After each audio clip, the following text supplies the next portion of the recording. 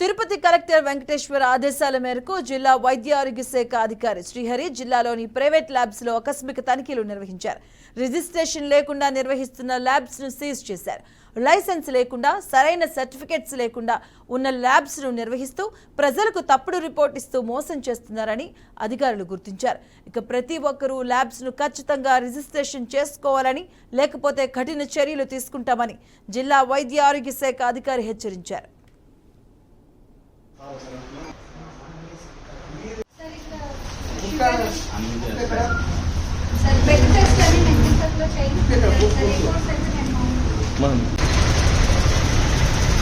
ఈరోజు రేణుగుంటలో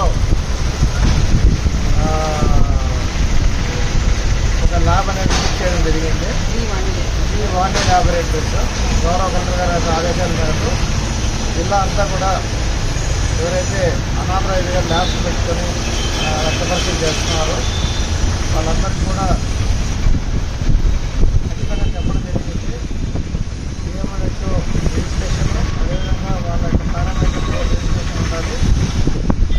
అలా కాకుండా అనాథరైజ్గా ల్యాబ్స్ పెట్టుకుంటే కట్టెలు తీసుకున్నా అని చెప్పి కూడా తెలియజేయడం జరిగింది. ప్రజలందరూ విషయం ఏంటంటే మీరు ఎవరు టెస్టులు చేస్తున్నారో ఆ టెస్టులు చేస్తున్నటువంటి ల్యాబ్స్ పర్మిషన్ ఉందా లేదా, పని చేసిన వాళ్ళకి ఉందా లేదా అనేది కూడా ఒకసారి చూసుకొని ఆ రకమైన చేసుకోవాలని చెప్పి తెలియజేస్తున్నాము.